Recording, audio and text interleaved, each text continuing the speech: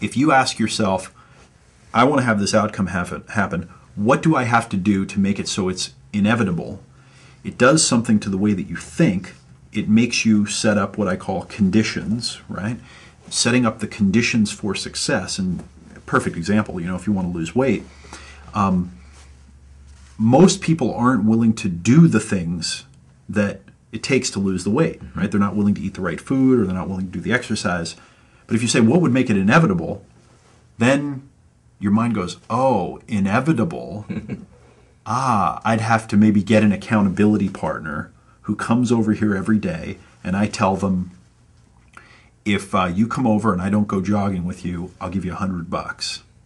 That would be so painful that I would have to do it. And you could say, well, that's just getting an accountability partner, but that would come from using inevitability thinking as a tool. And when you use inevitability thinking, it makes you come up with solutions, combinations, and ways of accomplishing things that you wouldn't have otherwise. So powerful.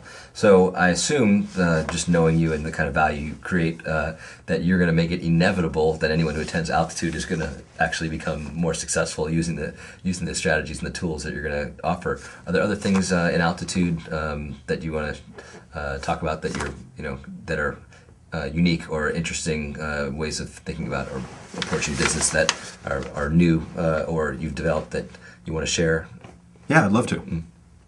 When we started our business, this current business, over 6 years ago, and you were basically there right from the beginning, I went out and looked around for education and training as we reached new levels to try to figure out how to do new things when you're dealing with group dynamics and different types of systems, and a business is doubling and tripling every year, and you've got all these scaling issues. And I just couldn't find good training most of the time. There was no place I could go that showed you how to build a business from startup up to that multi or $10 million level. So as I learned the different things that I needed to learn, and some of them took years or cost a lot of money to learn a simple lesson, I'm like, well, why wasn't there someone that could just have told me how to do that? I took a lot of notes, as I normally do. And then later on, as I was looking at the marketplace, I realized that there are kind of low-end trainings in a lot of cases, like an audio program or a book. And then there are maybe seminars where you can go and learn a little bit about business, maybe a little bit about hiring, or you could go to a marketing seminar and learn a little bit about marketing, or you could go to one of these kind of all-star business seminars where there are a bunch of big names, like the big authors all teaching, and you leave after spending a couple of $1,000s in a couple of days, and you're all fired up, and you look down at all the notes you took, and you think, I got 4 things that I can use here. I didn't really get the meat. I didn't really get something out of this that I can go execute. I don't know what to do step by step. And then at the other end of the spectrum, you've got the high-end, executive MBA programs where you go spend 2 years, and you have to take 2 years out of your life, or maybe evenings and weekends in some cases, or maybe even longer, and invest. For the top business schools, it's $120,000 to $150,000 for tuition. And when you get done with that, yeah, you got a good education, but you missed a lot in the meantime. It cost a tremendous amount.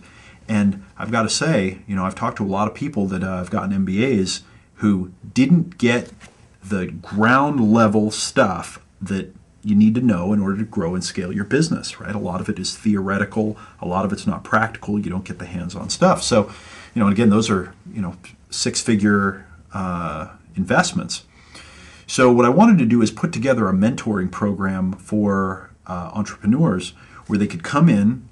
It would be highly efficient. So the strategy and the theory that they would be learning would also be kind of wrapped with step-by-step techniques.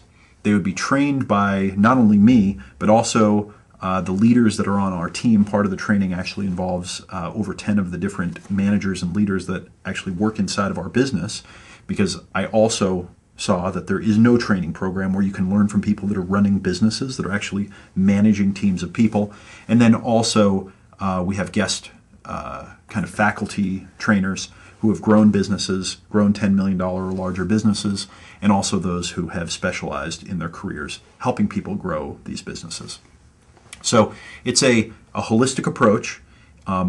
It's all of the best thinkers, the best teachers, the best trainers, and the people that are doing it that I can find, several of the people are not professional. Actually, most of the people that train, they're not professional teachers. They're professional business people. And I've had to call in favors and get them to come speak and do a lot of stuff because I want to offer the most value. I want to create an environment where you are learning the techniques that you can take back and implement to hire people, to do marketing, to scale your business, to install systems.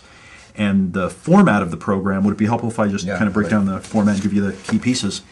There are essentially 5 keys, I believe, to growing your business. The first key, and the most important and the most overlooked, is you. Becoming a person who can lead the growth and the development and the progress of a multi-million-dollar operation. And if you want to do that, you can't just stay who you are. You're going to have to grow and develop.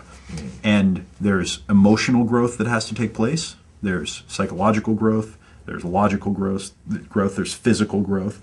You have to develop and become a different person.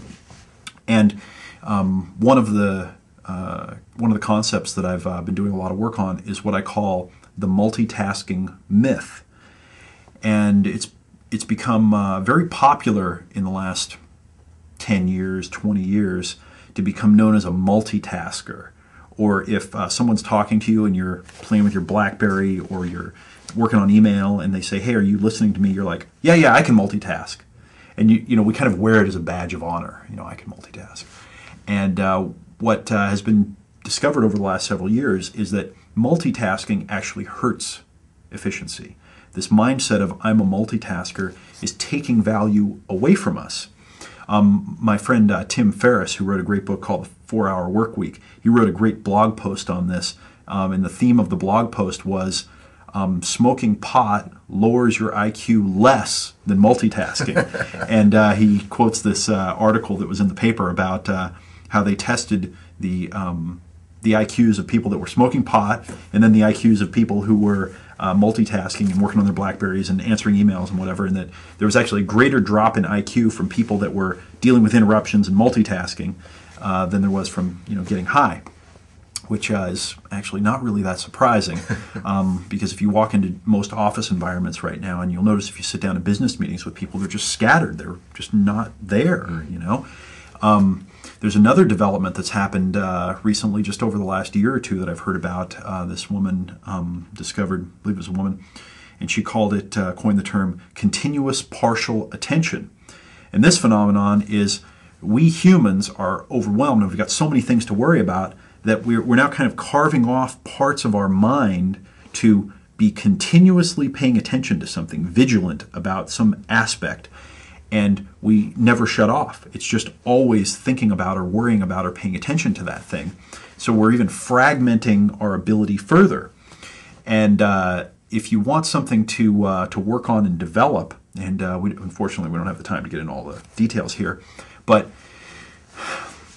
instead of jumbling all your time up and mixing it all up and multitasking and trying to take a 15-minute break to rejuvenate yourself while you're still checking your BlackBerry, I think that the skill of the future as a business leader and as an individual is to develop 2 types of time, right? Time management is on on everyone's minds. Stephen Covey has one of my favorite quotes. He says, time management is a misnomer.